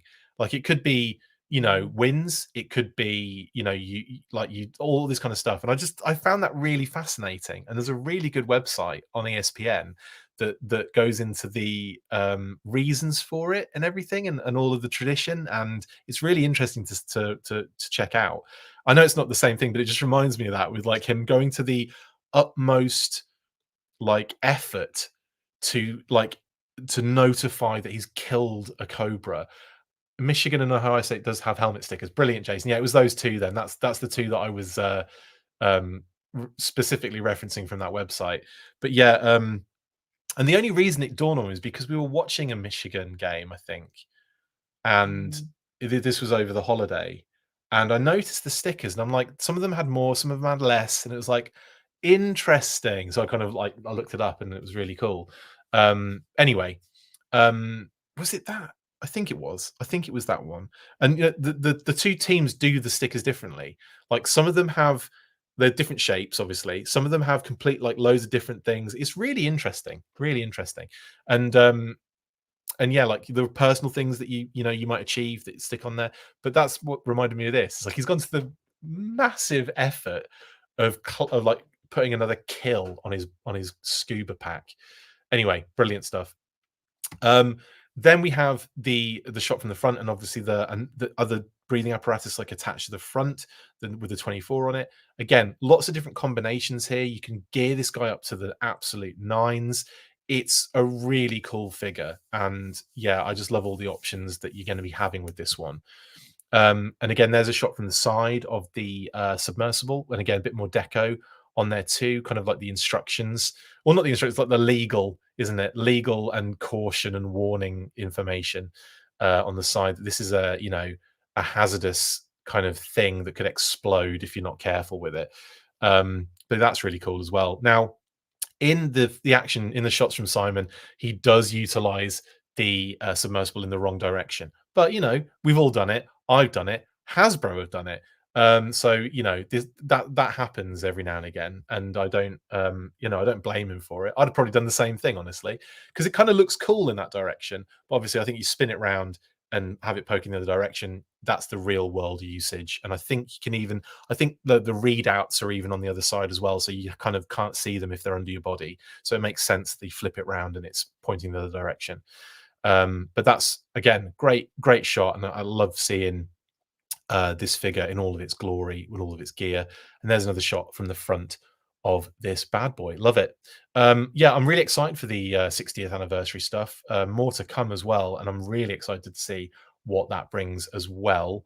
Yeah, and then we have the loadout, huge loadout here. So many things that this figure comes with, and like I said, that is something like the satchel. I don't even think we saw that on him, but the satchel can go on him as well. He's got that kind of like gauge as well, another which I think attaches to the chest as another options too. There's lots of cool stuff on this, man. It's awesome. Yorktown Joe says, hopping on late. Are these releasing soon or still slated for April? I can rewatch if that was already mentioned. I haven't mentioned that actually, Yorktown, so that's a good point. These are still slated for the same time. These are obviously just early images. This always happens. We always get the leaks and the images of these figures in hand way before we see them. So what is it, January now? January, February, March, April. 3 months is about right. So yeah, I think April is when we'll start seeing them. If like all of the plebs, us plebeians, will start seeing them. Start seeing them in April, right? Yeah, so that's that. Now let's talk about Lenny's input update. He threw up the snake eyes in the week, the 00 version. So this was a nice kind of like extra to see. We saw like the secondaries and everything. Now I do like seeing these inputs. Obviously, there's not much to glean. It's the exact same as what the figure could turn out looking like. I think at the end of the day, the only thing was I think he was talking about in the blurb they were still working out the port system, because it looks like on the sword sheath there's like a almost like a slot, rather not a slot but like a very small port or flat port. Eben says, just got on. Sorry if I brought up already, but February 1st, will we see any news from the G.I. Joe team? We are assuming it'll be February the 1st, but we don't know, Eben. It'll be soon. We'll definitely have a live event very soon. But I'm assuming it's going to be the February the 1st G.I. Joe Day situation, but who knows? If it is, there's going to be a lot happening. Super 7 are dropping stuff. I imagine there'll be other companies doing G.I. Joe stuff in and around that time. It's going to ramp up pretty big again, I think, at the start of this year, because there's going to be a lot of reveals. So yeah, but again, like I said, we don't know officially when the GI Joe thing is going to be, but looking and hoping there'll be an announcement very soon. Maybe they're just waiting for next week to kind of get all the other stuff out of the way. With we've had Transformers, they're doing a HasLab on the 30th, so we don't know yet when the GI Joe one will be, but I'm sure by next week we'll have an answer. Anyway, yes. So Snake Eyes looks really cool. Here's a little close up of the actual Snake Eyes design as well. Now, I've got to say, without hyperbole, this is one of my favorite. This is probably actually my favorite Snake Eyes design of all Snake Eyes designs. Not sure if that's like controversial or not. Like, obviously, like version 1, people love because that was their first Snake Eyes, yada yada yada. Version 2, the arguably more iconic version with the visor and timber and so on and so forth, obviously is still pretty strong in the again in the zeitgeist of the GI Joe brand. But then as you kind of move through, like obviously version 4 was a big one for me. I loved that version. Version 3 was great. I'm not gonna is a great figure with the trench knives on the chest and the kind of the background story in the comics where he basically stole off a bunch of sexually deprived kind of weirdos in the like torturous brothers in the Marvel universe. But anyway, joking aside, that version 3 is pretty cool, but the version 4 was again another one that was like a real like standout for me. I love that version 4 figure. But like as you go through the Snake Eyes versions, there are lots of really good figures. Like the Retaliation design was amazing. Weirdly enough, I love the Retaliation design of Snake Eyes. I love the Hot Toys Retaliation figure. I think that's arguably one of my that's up there. But when this one came out, I'm like, oh, do you know what? Like it's like all those aspects, bar the version 4 and version 3. It's like a lot of aspects kind of brought together, modern aspects, like making him more tactical, some lovely little kind of design cues thrown in there and added. And I just think Lenny did a phenomenal job with this one. I think this one was just like so perfect. I love it as an upgrade. I did like a whole video review on this one as well on both this channel and the Diagnostik80s reviews when I was doing that back in the day. And this was up there as like one of my favorite versions out of the gate. So like, yeah, like it's just phenomenal. I really love what he did with it. Now, obviously, has it been overused a little bit? Maybe.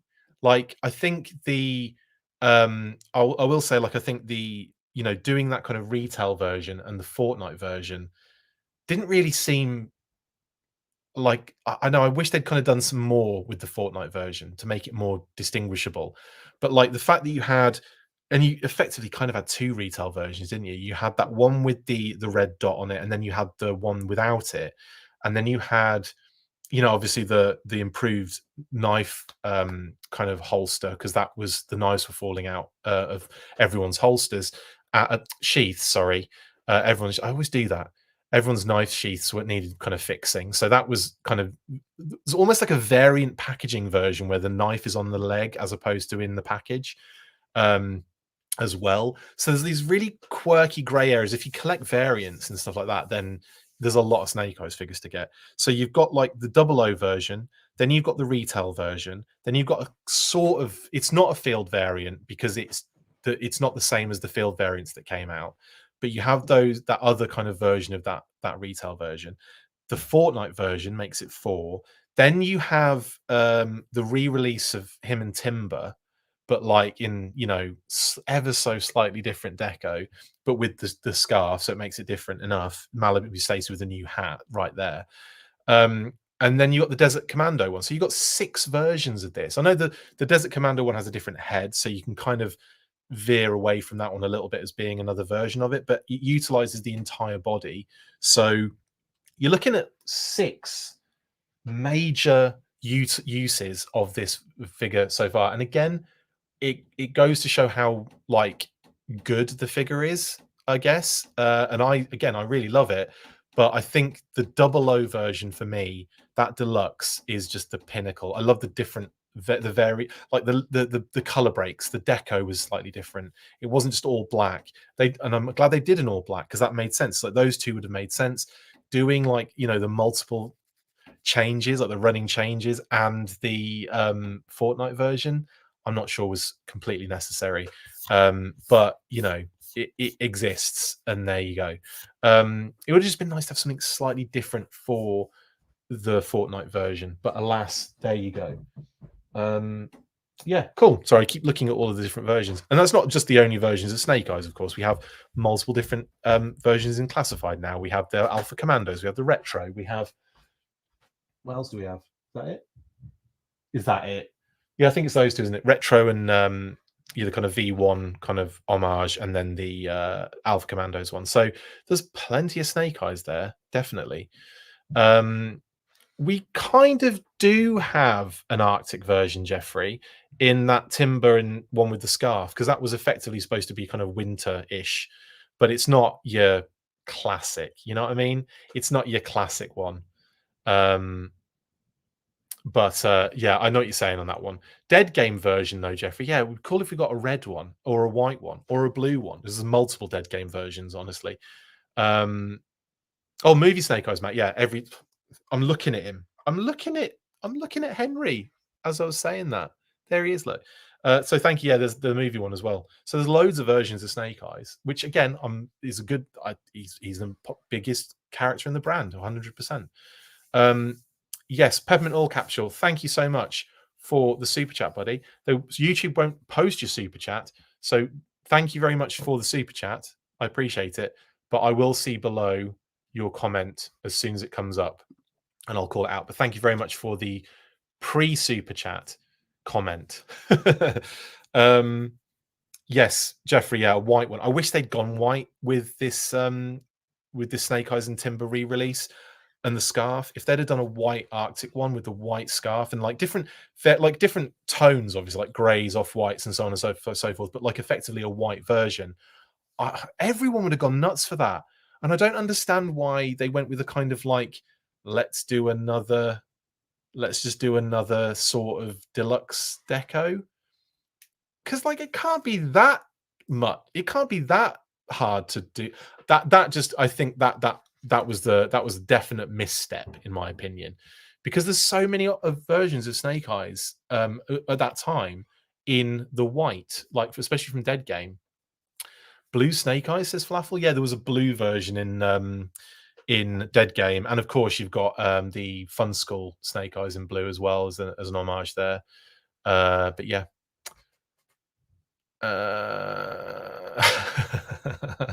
Anyway, yeah, Matt says, I remember Lenny saying he considered doing an all-white version of Snake Eyes. I would have loved that. Yeah, it would have been really cool, wouldn't it? We need the Snake Eyes rainbow, Robert H. We do. Flaffle, love these drawings. I'd love to see concept drawings posted of a figure showing its basic version to most radical version. I'd be curious to see how wild some of these figures could have been. That's a good point, actually, Flaffle. Yeah, having that kind of like that smorgasbord of concept design over a period of time would be, yeah, I agree with you 100% on that. I'd love to see that. I mean, like effectively you're just seeing the figure drawn in this sense, aren't you? Whereas I'd like to see the previous designs that led to this, and I think that would be really fun, definitely. Your Peppermint Oil Capsule, your comment hasn't come up yet. Was it a previous comment that you mentioned before that maybe? I don't know. Thank you though for your super chat, and if your comment does come up, I will 100% read it out.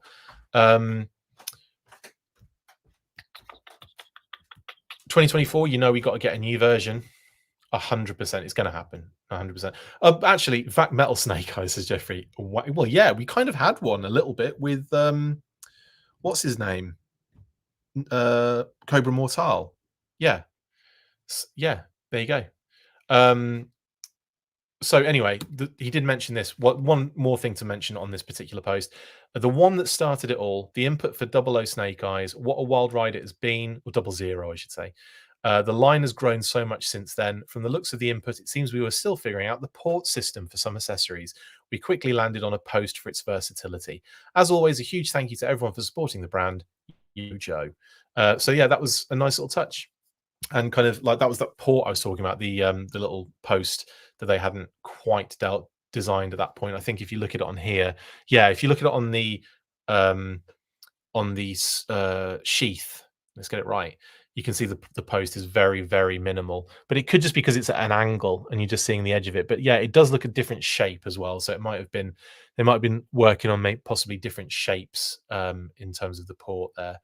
And even if you look on like, in fact, they look like elongated posts on everything, on the backpack, on the secondaries, got like a line rather than a circular hole, which makes more sense because if it had been like that, the secondary would have been running over it like that, so it wouldn't have lined up correctly. Anyway, it won't let me post it, says Peppermint. What are you trying to post, Peppermint? Maybe it's like there's like a block on it or something. I don't know. Just put your general overall. If it's a link, there you go. It's yeah, Peppermint. Yeah, it's because it contains a link possibly. So just drop the link and I'll just describe it in some way, shape, or form. Weird that the knee joints aren't drawn in when the rest of them are. Yeah, that's actually a good point there. I didn't notice that until you just mentioned it. Maybe no, that's true actually. Yeah, there's a lot of like lines going on there. Maybe it wasn't added because maybe it's on a different image and Lenny posted one that was prior to finishing that out possibly. But you're right, every other kind of joint seems to be kind of cut in and lined up and everything and shown off. But anyway, that's interesting. There's no links in it. That's really weird. I don't know why. What are you saying in there? Is it swear words? Is it just a horrible group of swear words that you're sending me? Anyway, Will says someone needs to do a collected art book of all the classified art. They were supposed to be doing that. It was called the Classified Artist Series or something. And yeah, we have not seen hide nor hair of that. I'm going to have to ask if that's actually going ahead again. But anyway, yeah, it needs to happen. We need to see all the artwork. And imagine that. Imagine a volume of work like for classified to like, say like the first 3 years, right? All of the characters in there, and you could do it like like an anthology. You could do it year by year. So bring out the first year, all the artwork, all of the concept stuff, all of the the actual figures and the packaging and everything, and and all that stuff. It would be amazing. Hasbro need to do that. That needs to happen. All of like full pages of the full artwork that all the artists did for all of that, and there may be concepts for each one, and just do that year on year. The volumes would like get exponentially bigger though, wouldn't they? Because the first year was slightly less in terms of output than year 3, which was absolutely phenomenally mental. But that would be great, wouldn't it? It'd be so good. It's wherever the Lady J Netflix series is. Yeah, Lady J Amazon. It was Amazon and Skydance and Paramount and all sorts combining there, wasn't it? Basically, but yeah, I think it was going to be an Amazon series. Put that art on a site so the QR codes head there. That would be great. Yeah, big time. The Toy Files podcast. I'd be open to doing that book. Dan K, mate, push it. Try and get them to do it. That'd be amazing. Anyway, yeah. Shout out to Dan K on the Toy Files podcast, watching it the YouTube at the moment. Awesome stuff. Anyway, that brings us to the end of the news. Let's do our shout outs, my shout outs now, and then we'll bring the show to a close. Lots to talk about in the shout outs, so don't sign off yet. Have you tried Hoarder yet? No? Well, you need to. If you have a collection of things and want to create a fun and easy way of organising it and of course showing it off, then get involved. You can post items and build collections, and you can drop a status like getting a fun delivery or seeing some awesome related stuff on your travels. Build your collections with Hoarder. The app is free to download on Google Play and the App Store, so what are you waiting for? Get to hoarding.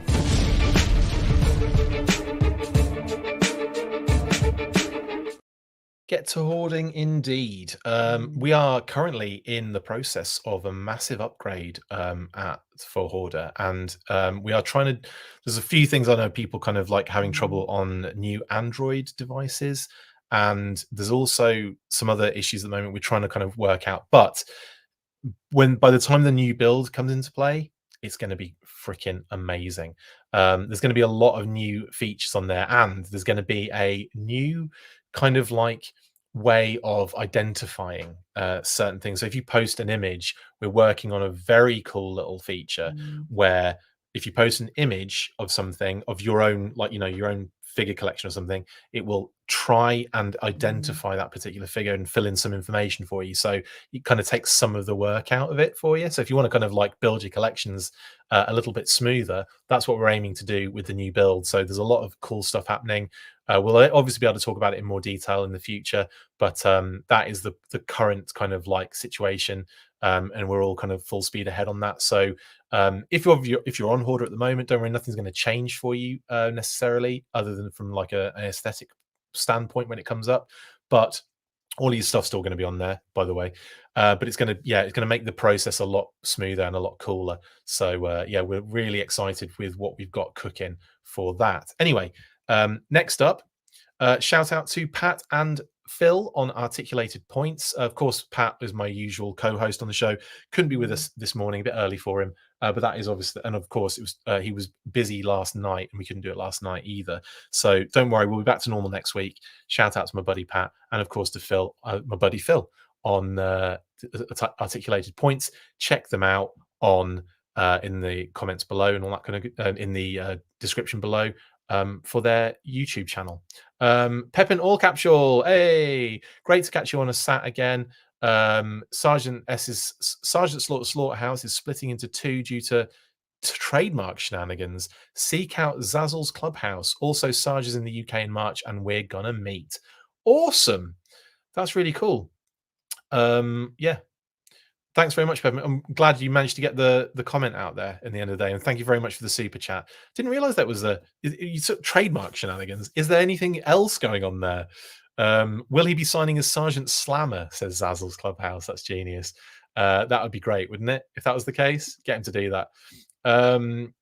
Anyway, yes. So massive shout out to. Took me 100 rewrites to get that past YouTube, man. I don't know why either. That's crazy.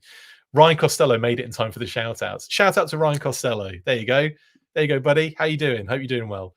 Shout out to Ryan and all the great work he is doing at the moment for Renegade Game Studios as well. Big shout out to Ryan. And also, yeah, we talked about Axis and Allies last week. Really interested to kind of get involved in that. So yeah, big shout out to Ryan and Renegade Game Studios. Why not? Also, massive shout out to obviously my wonderful wife Kate and my little pup Phoebes. They're in upstairs at the moment. I'm massive love to the fams as well in the UK and the US. Yeah, there you go. Big shout outs to everyone. Having a good time. To Brian Sauer for the amazing graphics. We're working with Brian on something as well very soon. That will become clear later. But it might or may not be being done for some sort of event that's happening that relates to what Brian does. But there you go. Thanks, Brian, for all the amazing graphics and for me able to vaguely describe what's happening in the future. Now, Heritage Auctions are still going strong with that massive G.I. Joe auction. So I thought I'd highlight a couple of other things I've seen on there recently. A full Night Force complement, although I will say that I think for some of them are, in fact, all of them are graded bar one. But anyway, check out the link in the description to follow the live auction, of course. And of course, what I thought I'd highlight this week is the Night Force sets. Now, these are great. I love the Night Force figures, and I love the carded figures as well.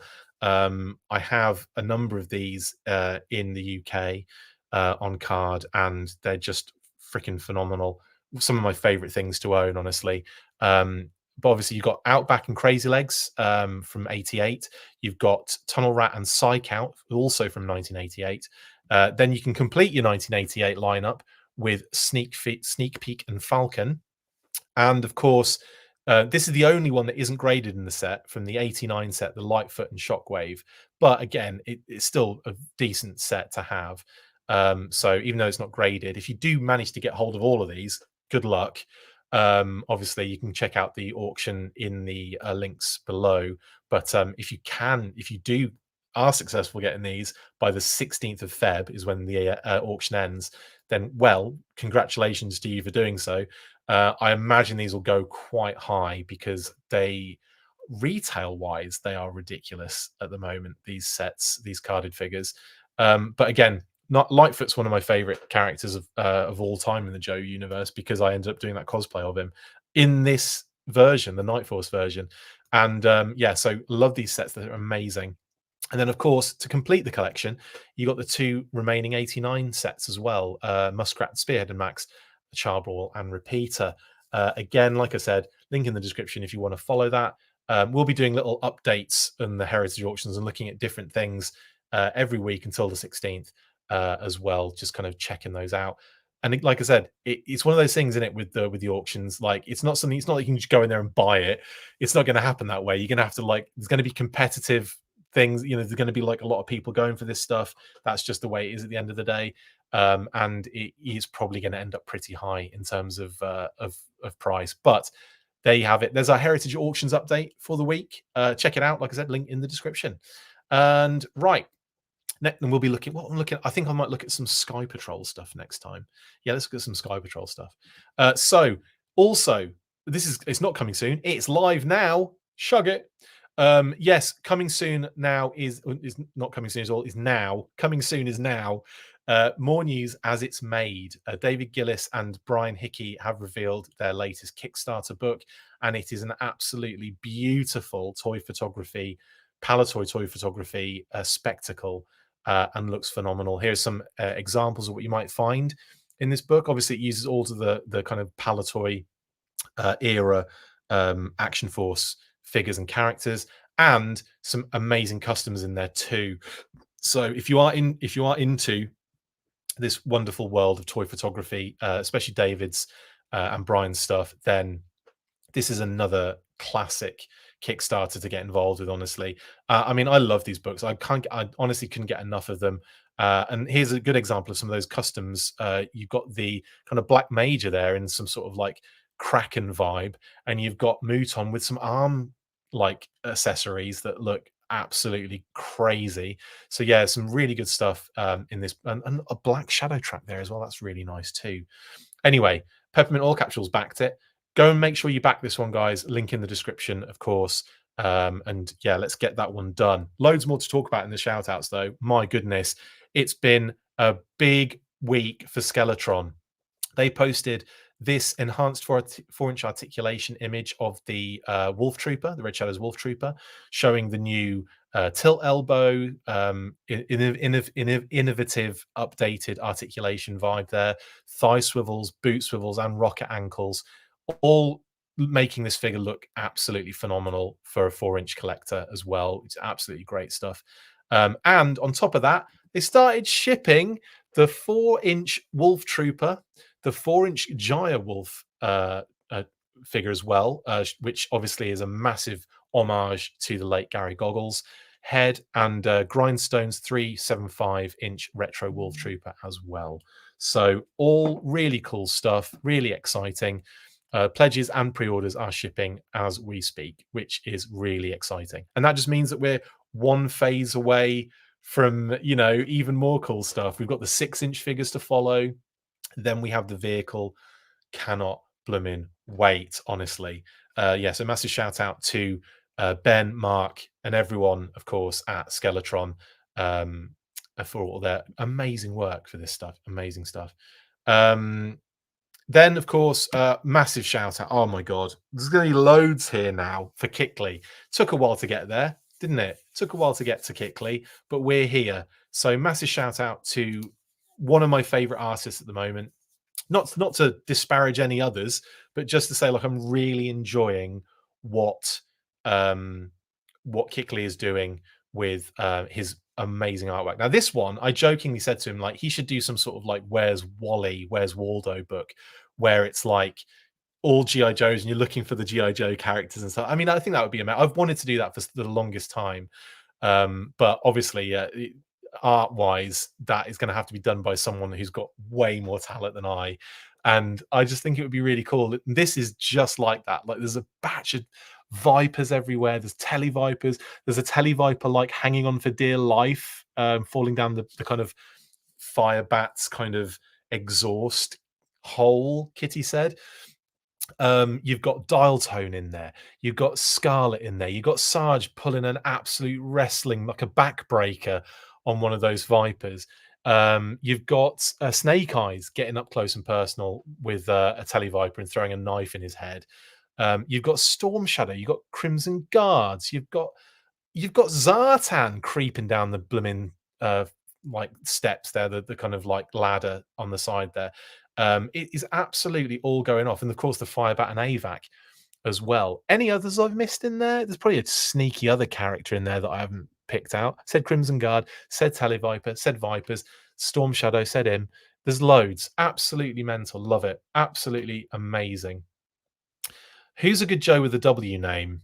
Wild Bill. Where's Wild Bill? Oh my god, that's brilliant. We could do Where's Wildy? Where's Wild Bill? I'm just gonna have to look it up because I can't think of other W characters. Where's Windmill? Where's Windmill? Where's Windmill? Where's Wild Bill? Oh man.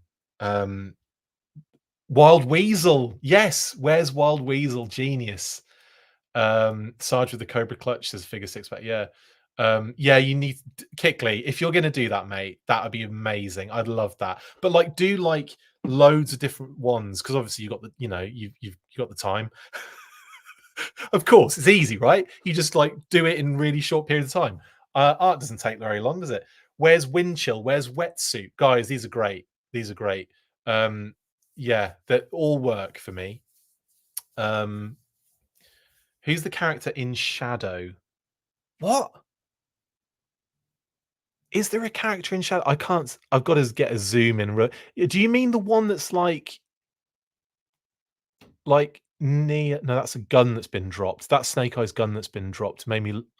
I'm trying to see if there's a. Where's the? Oh, the one coming through the door, maybe in the back. Is that who you're talking to? Talking about? I'm gonna have to have a closer look at this, Kickley, because I know we've got a lot to cover still in your artwork, but I really want to see the exact thing you're describing. Have you just posted another? Oh no, that was from 12th of December. It was the olive green blowtorch one that just popped up on my feed. As if that pops up on my feed now. There's more to talk about, obviously, here with Kickley, but I really want to see what other character that is. Under Zartan. Oh, I see, there's a shadowy figure. For me, you put that shadow figure for me. Ah, who could it be then? Who is it, guys? Who is it? Let's see what people are saying here. Michael wants Where's Xandar. That's genius, actually, Michael. That is genius. Where's Wet Down is a good one as well. Okay, I see. Toy Files podcast says Spearhead. You're saying that's Spearhead. Under Zartan's butt. Yeah, we got it. You put that shadow figure in for me, Kickley. I don't know who it is. Who could it be? It's obviously too obvious now, isn't it? And I'm being an idiot. Where's Wild Boar? That's a good one, Will. I like that. I don't know who that could be. You put me on the spot here. I'm gonna have to have a think about that. Is it going to be one of these is it going to be one of these characters that relates to like the UK? Is it like that kind of vibe, Kickley? Because let's move on and we'll come back to this. Well, I'll come back to this when I figure out who it is. Oh, is it because does it begin with a Z? Ben, not that one, not Zanya, but is it Zorana? Is that why is that for me? If it's for Chris, it has to be Lightfoot, says Mark. Well, not necessarily. It could be any of the UK things. I don't know. What's his name? Another genius one. Oh my god, that is genius. As in Ghost Rider. Genius. Matt O'Brien says maybe Bazooka. Looks like rockets on his back. Oh, that's a good point. Yeah. Yeah, that is a good point. Anyway, Kickley's you're gonna have to come clean, mate, on who that is. You're just gonna have to come clean. But anyway, the next one is this beauty, and it's Spirit and Freedom, taking out some alley vipers. Now, what's cool about this is it's quite timely. In fact, all of yours have been quite timely. It's as if you know what's coming. But yeah, Hiya just dropped their Spirit and Freedom. Then you do this one, absolutely awesome. And and again, Spirit is destroying the Alley Vipers here. And I love how the face plate on that one Alley Viper is kind of flown off as well. Absolutely brilliant. So yeah, another beauty. Love that one. Freedom's also grabbing one of the rifles as he's flying through, which is really cool. I think anyway. I know he's like coming out of his hand, but it looks like he's flying in and grabbing it. Really good stuff. Also, and this is, you know, another beauty, the Vamp with Clutch and General Hawk. Again, you know, we've very recently seen the Vamp with Clutch. General Hawk's now out. Got him here, actually. General Hawk. I need to do some unboxings like crazy, don't I? But yeah, that's another beauty there. Love that one. And this one. This is the one I'm getting to, mate. Tiger Force Outback, you absolute lunatic. Love it. Absolutely love it. Of course, I was going to love this one because it's Tiger Force Outback and it's the European exclusive Tiger Force release. We've seen him a lot. We've seen him in the Classified series now. We've seen him in like all sorts of fashions. One of the most iconic t-shirts available in the world. Love it. Yeah, love it, man. Awesome stuff. Love the work. Kickley, you're gonna have to let me know who that is, the shadow figure. Let me know personally because I have no clue. But love this. Great work. Loving your work. Keep it up, please. And please, please, please do a ridiculous Where's Wally sort of you know, piece. More so than this one, which is amazing. I love it. Don't get me wrong. But I want to see this on. I want to see that huge scale page, like loads and loads of stuff going on. Love it. Brilliant stuff. Thank you, Kickley, and thank you for the amazing work you're doing. We can't get enough of it. Then, speaking of Tiger Force Outback, shout out to Plastic Battles, Paul Pamphilone, who posted this gorgeous, gorgeous toy photography piece the other day. Now, Paul, if you don't check it, go check him out on Instagram. He does little Thursday night battle videos where on Thursday nights he talks in a lot of detail about how he sets up dios and what all the tips and techniques and all that stuff. It's really good. Go check it out. Go check him out. Go follow him on every platform. Plastic Battles. He has also posted the dio for this that he made. It is phenomenal. It is absolutely insane the level of detail he's gone into, and of course, like, you know, the mud on the wheels and the dirt on everything, and just it's just incredible work. So massive shout out to Paul. I love that you're back in with the toy photography, mate, and we're going to get more of it now. So yeah, amazing stuff. Oh, no problem, man. You just got here as well.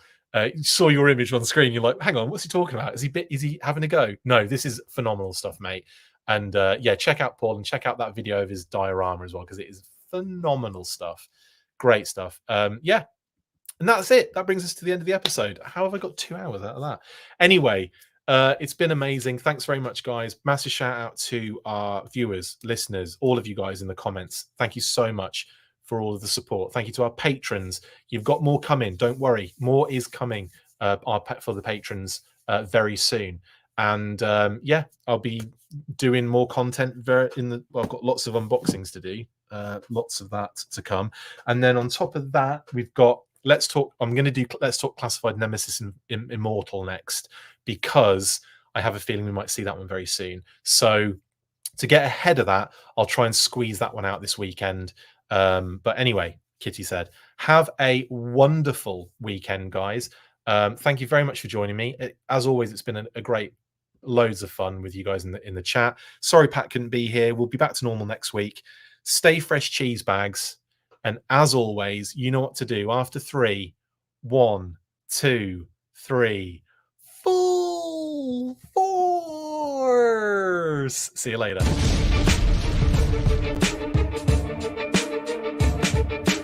Make sure you get involved with the discussion by liking, sharing and commenting on these videos, and as always you can keep up with the show after listening by following on X, formerly Twitter, @TheFullForce, liking the Facebook page, facebook.com/TheFullForce. We've also added a brand new Instagram, so check us out there as well, @TheFullForce Podcast, and if you would like to contact the show you can message us on any of those platforms with feedback and questions. We also have a Patreon page, so if you want to show your support for the show, see your name up in lights on these videos, or enjoy exclusive bonus content, then check out patreon.com/TheFullForce Podcast, or click on the link on any of the posts this podcast appears in. Full Force!